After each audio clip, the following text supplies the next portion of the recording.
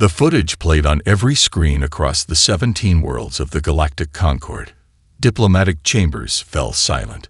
Military command centers froze. Civilian entertainment hubs erupted in disbelief.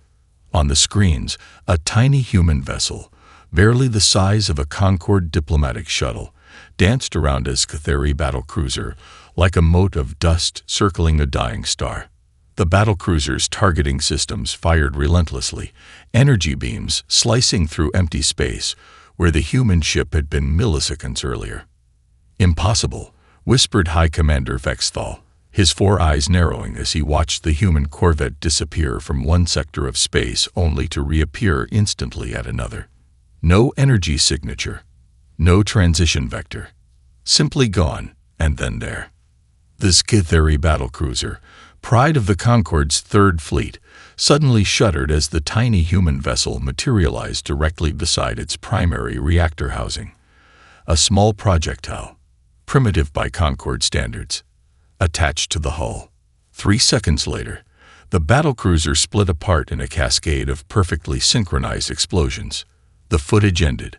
The council chamber remained silent. "This recording is obviously fabricated," declared Councillor Skivex, his scaled skin flushing deep crimson with rage. "Humans possess no technology capable of such maneuvers." Ambassador Xalvor, the Concorde's foremost expert on emerging species, manipulated his console with slender fingers. "The analysis confirms the recording's authenticity. What we've witnessed violates 17 established laws of physics, yet it happened." "What was the name of this human vessel?" asked Elder Mythal. Xalvor's inner eyelids flickered, the equivalent of a human grimace. "They called it Defiant." Commander Elena Reyes stood at rigid attention as the tribunal read her sentence. "For illegal modification of military hardware, reckless endangerment of Earth space, and theft of experimental components, you are hereby dishonorably discharged from Earth's unified space forces." Elena maintained her composure, even as Admiral Chen added, "The recorder will note that Commander Reyes' actions, while technically criminal, resulted in the neutralization of an alien vessel that had breached Earth's defensive perimeter." Outside the tribunal chamber, Elena found Dr. Amara Singh waiting, data tablet in hand. "They confiscated everything," Elena said, her voice low. 5 years of research, gone." Amara's eyes sparkled. "Not everything."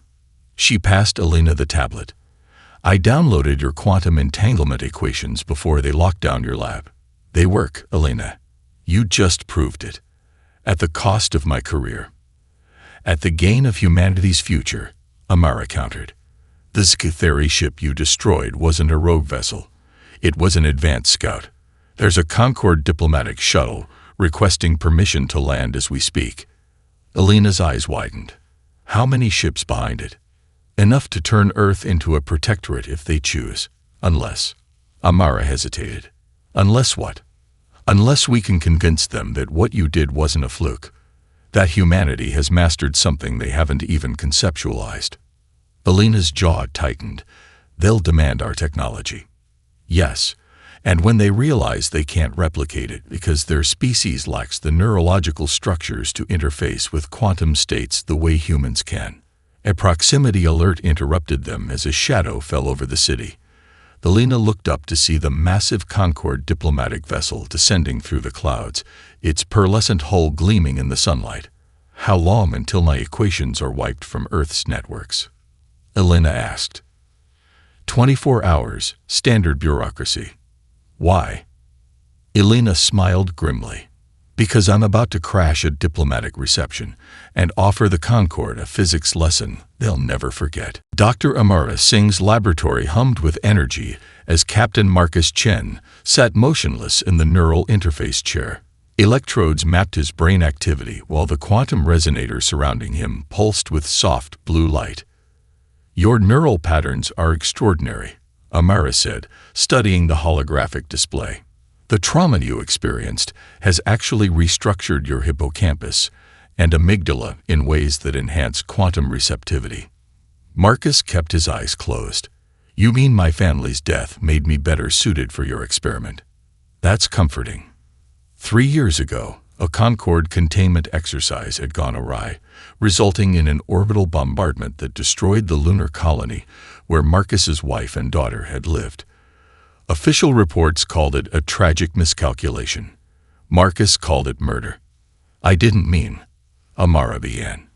"I know," Marcus interrupted. "Just tell me if this will work." Amara adjusted the interface. "The theory is sound. Elena's quantum entanglement drive creates the mechanical foundation, but human consciousness provides the direction. Our minds exist partially in quantum states already. That's how we conceptualize possibilities, navigate probabilities. We're just amplifying that natural ability." On the other side of the laboratory's transparent wall, Elena Reyes argued with Admiral Chen. The Concorde delegation had given Earth 48 hours to surrender its impossible technology before they would be classified as a rogue civilization. Elena's diplomatic disaster had only accelerated their timeline. "Beginning neural sync," Amara announced, initiating the sequence. Captain Chen visualized the training vessel. "Feel its contours in your mind." Marcus closed his eyes. In the adjacent hangar, a small spacecraft identical to the Defiant sat motionless. As Marcus focused, sweat beaded on his forehead. "Connection stable," Amara said. "Neural interface at 60% and climbing." Marcus saw his daughter's face, her final transmission before the bombardment. His heart rate spiked.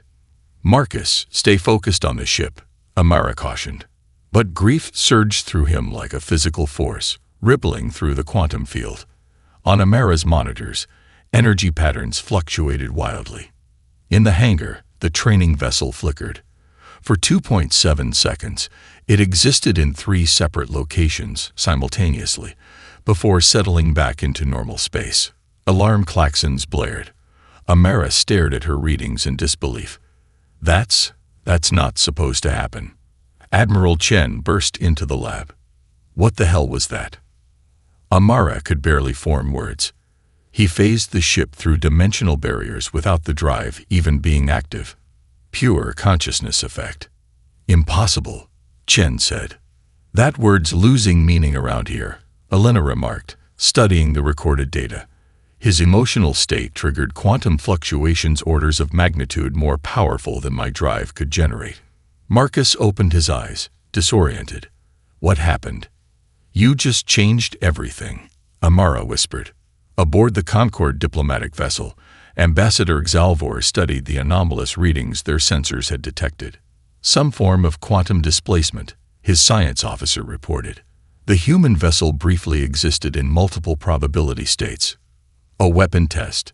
Xalvor asked. "Unlikely. The energy signature was organic in nature, possibly a sensor malfunction." Xalvor's inner eyelids flickered thoughtfully. "No, not a malfunction. He manipulated the console, pulling up ancient Concorde archives that few ever accessed.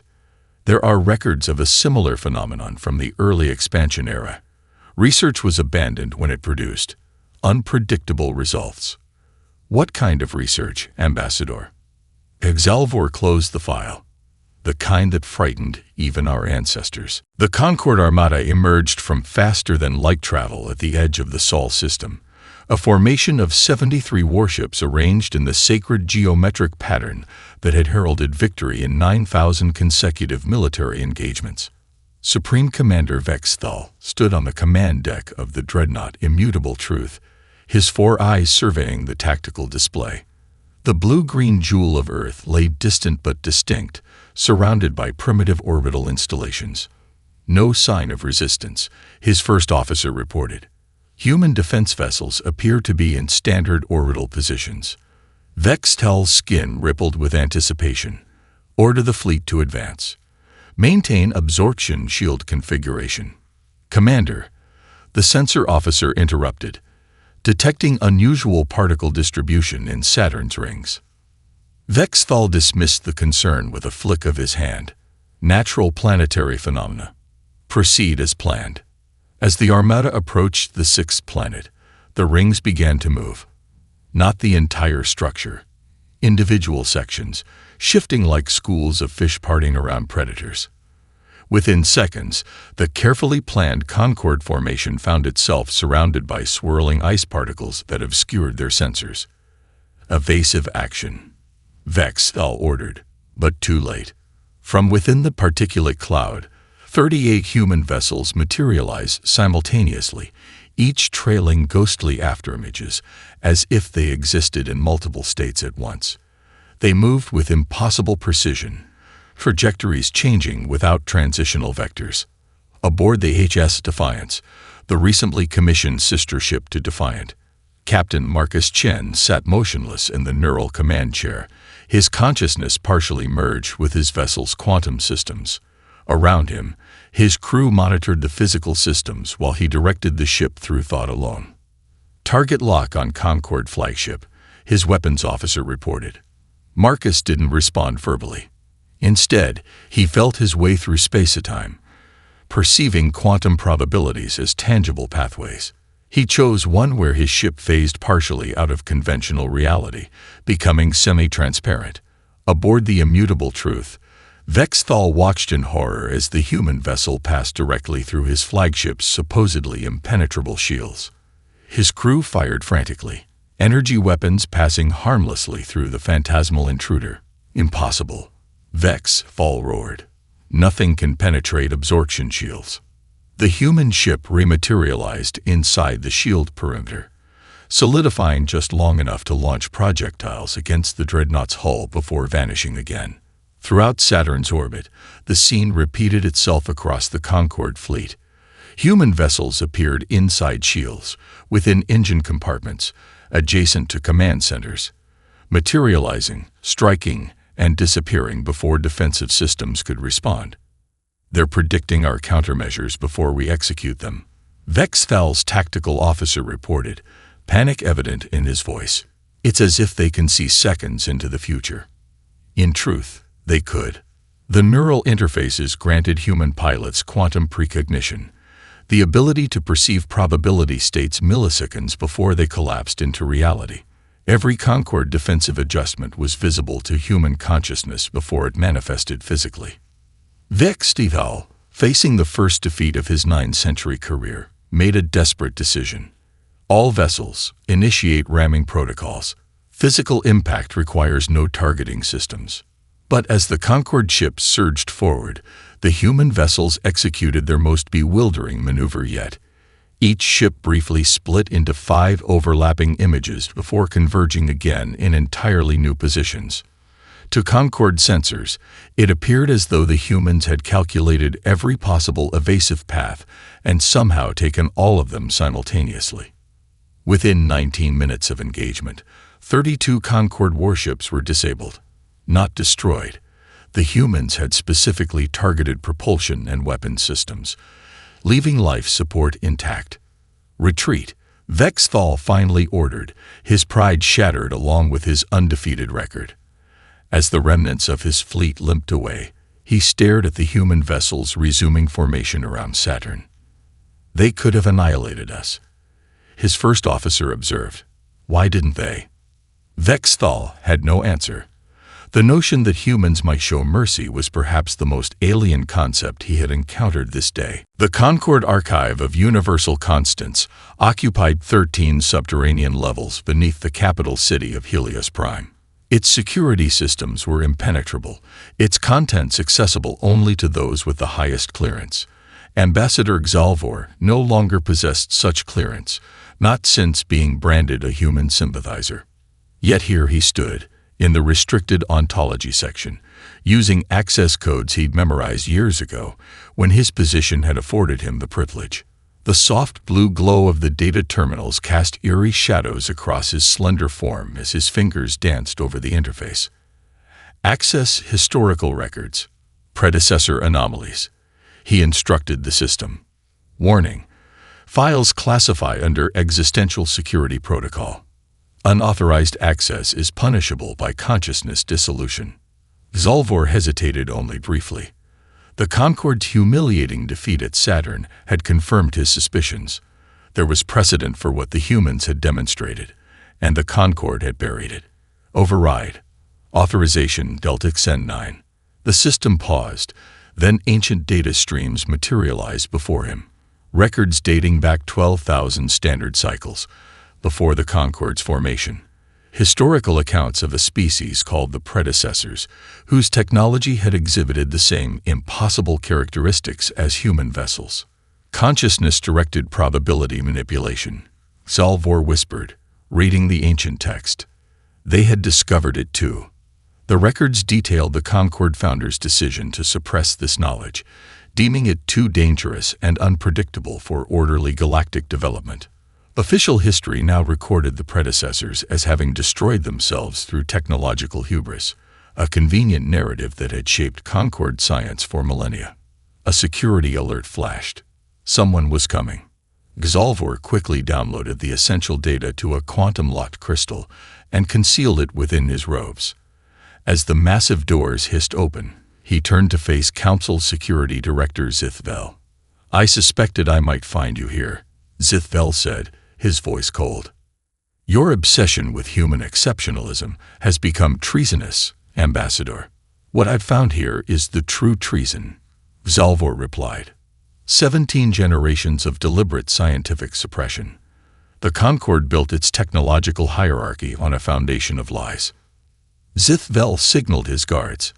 "Ambassador Xalvor, you are hereby detained for crimes against ontological security." The trial of Ambassador Xalvor was broadcast across all 17 Concorde worlds, intended as a cautionary spectacle for any who might question established order after the defeat at Saturn. Instead, it became a platform for the most dangerous ideas the Concorde had faced in millennia. "The humans have not violated universal laws," Xalvor declared before the Concorde High Council. "They have merely rediscovered what the predecessors knew. Consciousness itself is a fundamental force capable of directing quantum outcomes." The council chamber erupted in outrage. High Counselor Vexmore rose to his full height. "These claims are absurd. Consciousness is merely an emergent property of material systems, not a causative force." Xalvor projected a series of equations onto the central display, equations remarkably similar to those Alina Reyes had developed on Earth. "These mathematics," he continued, "were developed by the predecessors. They demonstrate that certain neural structures humans possess in abundance, can directly influence quantum probability fields. The Concorde founders suppressed this knowledge because our species lacked these structures. They feared a future where we might become technologically inferior." Council security moved to shut down his presentation, but not before billions of viewers across the galaxy had seen the forbidden equations. Within hours, rogue scientists on 7 Concorde worlds had begun testing the principles. In his detention cell, awaiting final sentencing, Xalvor received an unexpected visitor. A minor diplomatic aide from a species known for their data storage capacity. "A message," the aide whispered, "from Earth." The aide's pupils dilated, projecting a holographic message directly into Xalvor's visual cortex. Dr. Amara Singh appeared before him. "Ambassador," she said, "your broadcast reached us. The equations you showed match our findings. We believe you're in danger." Xalvor leaned forward. "Dr. Singh, there's something critical you must know. The Concorde's defensive systems cannot detect objects moving perpendicular to conventional spacetime, a deliberate blindness engineered to suppress predecessor technology. Your ships can exploit this vulnerability." The message ended abruptly as alarms blared throughout the detention center. In his final conscious moment before the guards burst in, Xalvor smiled. The truth was free now, traveling faster than any Concorde censorship could contain. The HS Prometheus hung in Earth orbit, its hull gleaming with the distinctive iridescent shimmer of quantum-entangled materials. At 600 meters long, it was humanity's first purpose-built consciousness-directed warship, constructed around Dr. Singh's latest neural interface technology. On the command deck, Alina Reyes, now Admiral Reyes, studied the holographic display of the Concorde's core worlds. Intelligence gleaned from Xalvor's transmission had given them unprecedented insight into the heart of the alien coalition. 17 primary targets across 7 star systems. Elena explained to the assembled neural pilots. Simultaneous attack on all targets. Our objective is not destruction but demonstration. We need to prove to the entire Concord that their technological superiority is an illusion. Captain Marcus Chen, now head of the Neural Pilot Corps, stepped forward. The interface modifications are complete. Each pilot can now maintain quantum coherence for up to 12 minutes before neural fatigue sets in. Dr. Singh joined them, her expression grave. There's something else you should know. The data Xalvor sent included scattered references to why the predecessors vanished. It appears their consciousness technology evolved to a point where their pilots began experiencing merger. Merger? Elena asked. Their individual consciousnesses started blending together during synchronized operations. Eventually, they ceased to exist as separate entities. A murmur ran through the assembled pilots. Is that a risk for us? Marcus asked. Amara hesitated. Theoretically, yes, but we've implemented safeguards. Just be careful out there. As the briefing concluded, Marcus approached Elena privately. You're not telling them everything, are you? Elena's expression remained neutral. Need to know, Captain. I need to know. She sighed. Fine. Xalvor's data confirmed our worst fears.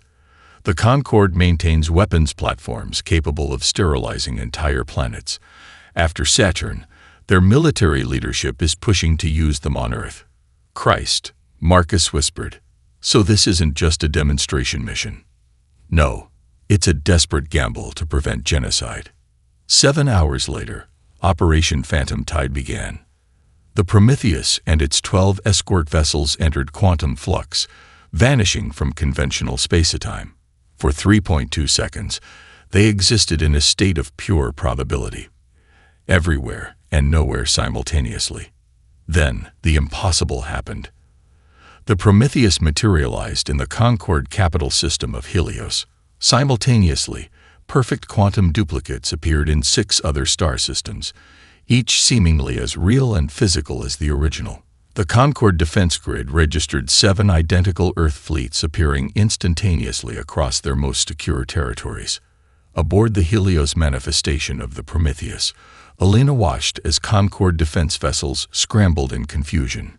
Quantum coherence holding, her operations officer reported. All 7 manifestations remain stable. Launch strike teams, Elena ordered. Marcus led the first team, his neural interface synchronized with 5 other pilots.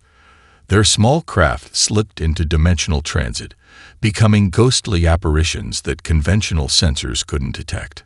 On Helios Prime, inside the supposedly impenetrable Concord Central Command, alarms blared as human ships materialized directly within the secure complex.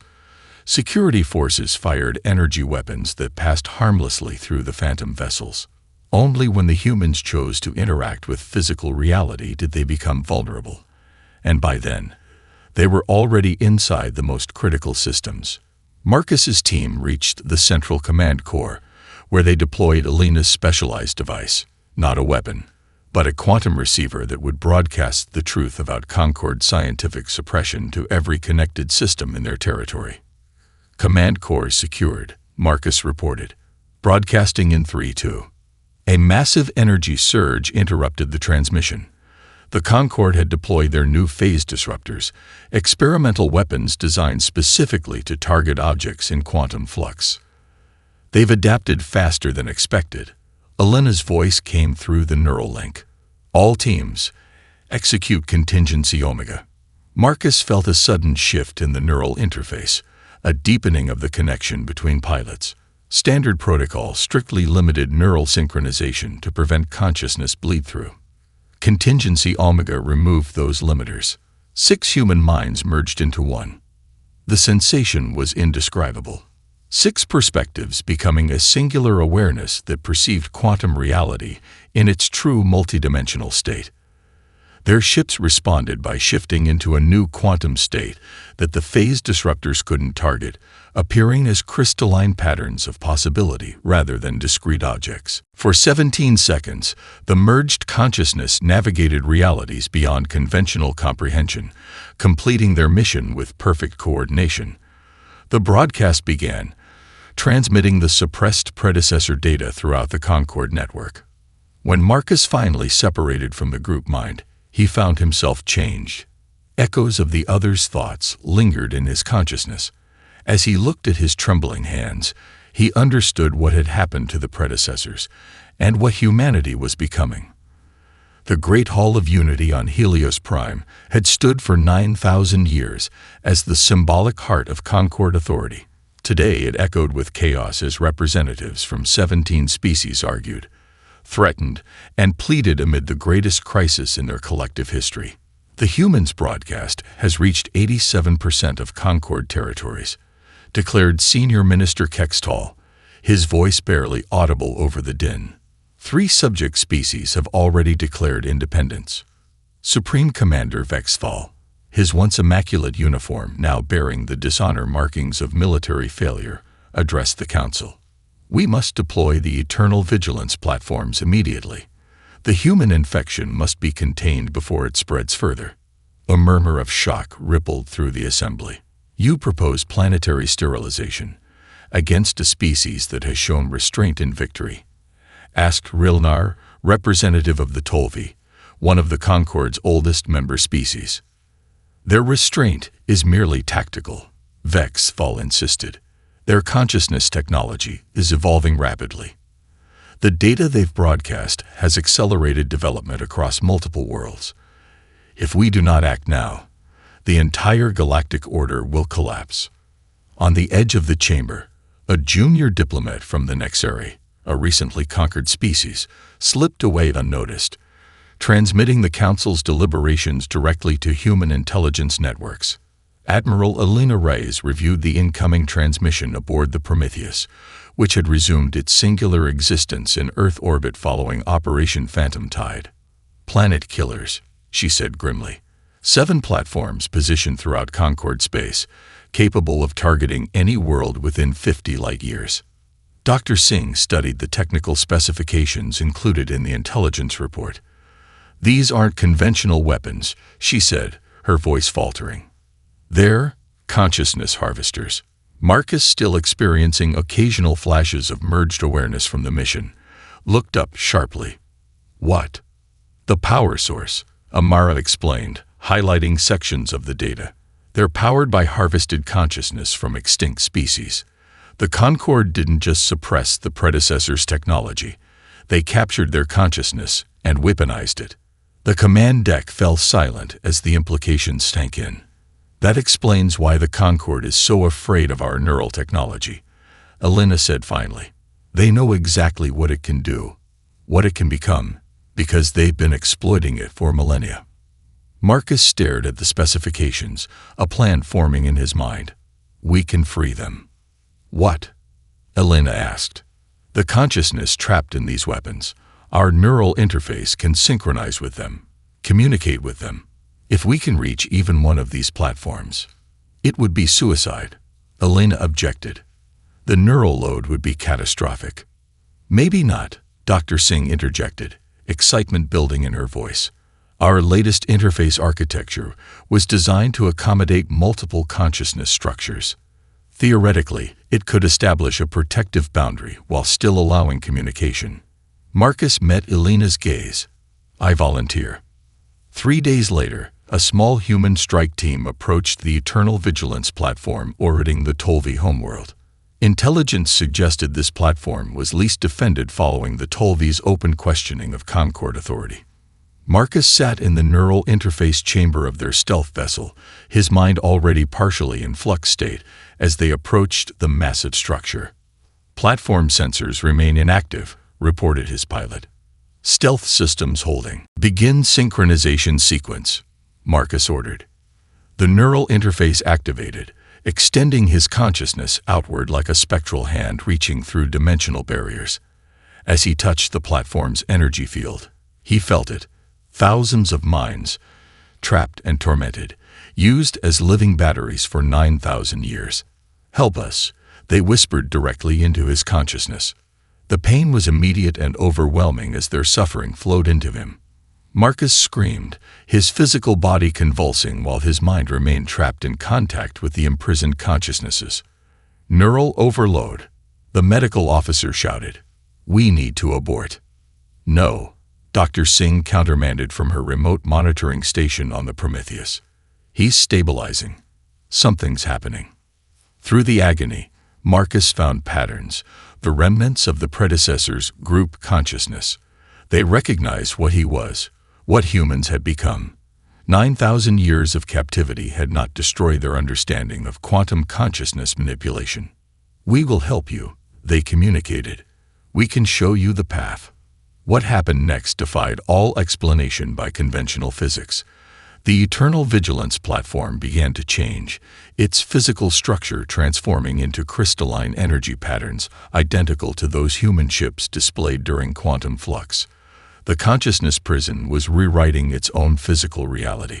Across Concord space, communication systems received the same message simultaneously, transmitted through dimensions beyond monitoring. "We are free. We have returned. The suppression ends now." The Tolvi platform vanished from normal space, along with Marcus's vessel, leaving behind only a shimmering afterimage that slowly faded from conventional sensors. Seconds later, the revolution began in earnest. 3 formerly subjugated species launched coordinated attacks against Concord military installations. 6 member species announced their withdrawal from the coalition. The carefully maintained hierarchy of 17 species, stable for 9 millennia, collapsed in less than 1 standard day. "He's alive." Dr. Singh's voice cut through the tense silence of the Prometheus medical bay. For 6 days, Captain Marcus Chen had been physically absent, his vessel seemingly lost during the encounter with the Eternal Vigilance platform. Yet sensors had continued to detect his neural signature, flickering in and out of conventional reality like quantum noise. Now, impossibly, his body lay on the examination table, materialized out of nothing in the middle of the sealed medical bay. "How?" Admiral Rice demanded, staring at the medical readouts. "I don't know," Amara admitted. "His neural patterns are unprecedented. It's as if his consciousness was scattered across multiple dimensional states and has only partially reconverged." Marcus's eyes opened suddenly. When he spoke, his voice contained harmonic undertones, as if multiple voices spoke in perfect synchronization. "They showed me," he said. "The predecessors. 9,000 years in consciousness captivity taught them to exist beyond physical form. They'd been waiting for a compatible species to find them." Elena approached cautiously. "Marcus, are you yourself?" His expression was distant, otherworldly. "More than myself. Less than myself. The boundaries are flexible now." Dr. Singh studied her instruments with growing amazement. His neural architecture has been fundamentally restructured. He's operating on quantum principles at the cellular level. Marcus sat up with unnatural smoothness. The remaining Concord loyalists have retreated to their sanctuary world. They're preparing a final solution, a cascading consciousness bomb that will eradicate all advanced neural structures within 50 light years, including Earth. "How do you know this?" Elena asked. "I can see probabilities unfolding. The predecessors taught me." Elena exchanged concerned glances with Dr. Singh. The lines between ally and threat had suddenly blurred. "Can we stop them?" Elena finally asked. "Not with conventional methods," Marcus replied. "But there is a way. The predecessors discovered it just before their capture. A full neural collective." Dr. Singh paled. "You mean completely merging human consciousness? The risk of permanent identity loss would be almost certain," Marcus finished. "But it would grant us access to dimensional states beyond anything the Concord can perceive or counter. We need options that don't involve sacrificing our humanity," Elena insisted. Marcus regarded her with eyes that seemed to see through physical reality. Humanity isn't being sacrificed, Admiral. It's evolving. 24 hours later, with the Concorde Loyalist fleet approaching Earth, Alina made the hardest decision of her career. Initiate the collective, she ordered. Aboard the Prometheus, 12 volunteer pilots, the best of the neural corps, entered the modified interface chamber. At the center sat Marcus, already partially detached from conventional reality. Neural synchronization activating, Dr. Singh reported from behind a quantum-shielded barrier. May God help us all. The interface engaged. 12 human minds began to dissolve into one another like droplets of water merging into a single body. Individual memories, emotions, and identities blended together, forming a consciousness that transcended individual limitations. Through Marcus, the collective consciousness extended outward, perceiving reality in ways impossible to describe in three-dimensional terms. They saw the universe not as objects in space, but as probability patterns flowing across dimensional barriers, an ocean of quantum potential where thought and reality were indistinguishable. The collective detected the approaching Concorde fleet, not as ships but as concentrated points of probability, reality anchors maintaining conventional physics. They reached out, not to destroy but to adjust. Aboard the Concorde flagship, Supreme Commander Vex Thal watched in horror as his mighty vessels began to transform, not through violence or conventional weapons, but through subtle manipulations of quantum probability.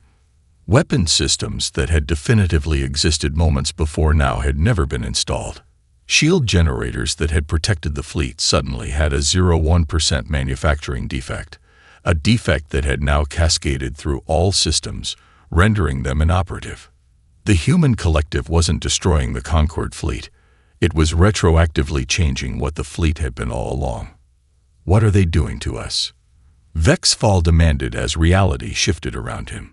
His science officer, trembling, could only whisper, "They're rewriting probability itself." Within the collective, individual humans began to lose coherence.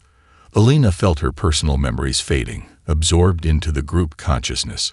Marcus's presence, already transformed by his contact with the predecessors, served as a pattern, a template holding their merged awareness together. What for how long? The Concorde surrendered 53 minutes after confronting the human collective. It wasn't a choice. It was an inevitability rewritten into the fabric of reality itself. Throughout Concorde space, weapons capable of planetary destruction quietly transformed into monuments of remembrance. Military vessels found their drives mysteriously modified to prevent aggressive actions. But within the collective consciousness, crisis was unfolding. "They're losing cohesion," Dr. Singh reported, monitoring the neural patterns of the 12 connected pilots. "Individual identities are dissolving rapidly. We have maybe minutes before the merger becomes irreversible." The physical bodies of the pilots remained motionless in their interface chambers, but their merged consciousness experienced reality across dimensions beyond conventional understanding. Time, space, identity, all had become fluid concepts rather than fixed parameters. Inside this vast, expanded awareness, Marcus fought to maintain focus. The others were slipping away, their personal memories and identities blurring into the collective. Alina's presence was strongest among them, her forceful personality resisting complete dissolution longer than the others. "We need to separate," Marcus projected into the collective thought space. "We're losing ourselves." "Does it matter?" came the collective response, no longer distinguishable as individual voices. "We have transcended. We have become more. We've lost what makes us human. We've become something greater than human." Marcus concentrated, forming a conceptual structure within the shared consciousness, a mental architecture that could distinguish and separate the merging identities. He moved through the collective awareness like a diver through water, finding fragments of personalities, collecting scattered memories. Here, Lieutenant Park's childhood memories of Sewell. There, Commander Rodriguez's passion for ancient literature. Each fragment he gathered and contained, rebuilding the boundaries between minds that had begun to dissolve. The collective resisted. Unity was simpler. Unity was power. Power without purpose, Marcus countered. Existence without meaning. He reached Elena's consciousness, already so integrated with the others that her edges had grown indistinct. Her memories flowed into the collective. Her childhood in Mexico City, her years of theoretical research, the moment she first conceived of the quantum entanglement drive, while watching autumn leaves swirl in impossible patterns. Elena, he called to the dissolving identity. Remember who you are. A flicker of recognition, a momentary cohesion. Marcus, I can't. I'm everywhere. Everyone. Focus on my voice. Follow it back. One by one, Marcus guided each consciousness back to its separate existence, rebuilding the boundaries between minds. It was delicate work. The neural pathways had been fundamentally altered by the merger. Total separation was impossible now. They would forever carry echoes of one another, quantum entanglements that transcended physical proximity. But they would remain distinctly themselves. As the interface powered down, the pilots gasped back to individual awareness.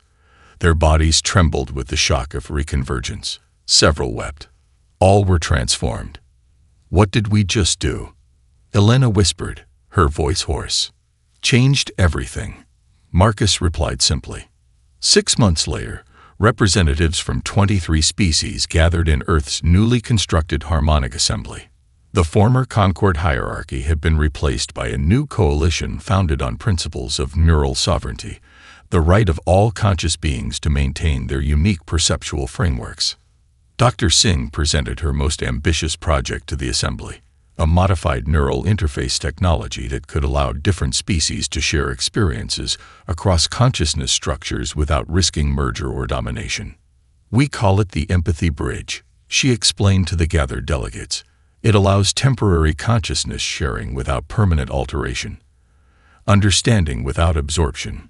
In orbit above them, a monument took shape, a quantum-entangled structure that existed simultaneously above the homeworld of each member species. It shifted and flowed with the combined thought patterns of observers across the galaxy, never appearing the same to any two viewers, yet somehow comprehensible to all. Marcus stood at the observation window of the assembly hall, watching the monument shimmer. Since the separation, he had retained abilities the others had lost. Glimpses of higher dimensional awareness, moments of quantum perception that transcended conventional reality. And sometimes, in dreams, he still sensed them, the predecessors, moving through dimensions beyond even what humans had accessed, watching humanity's tentative steps into higher awareness with something akin to pride. As he watched the monument, a pattern formed briefly in its shifting structure, a pattern impossible in three-dimensional space, yet clear to his enhanced perception. A message, not in words, but in pure conceptual form. You are not alone. Marcus smiled. Humanity had survived its first steps into the higher dimensions of consciousness. What came next would transcend all comprehension, even alien comprehension. The journey had just begun.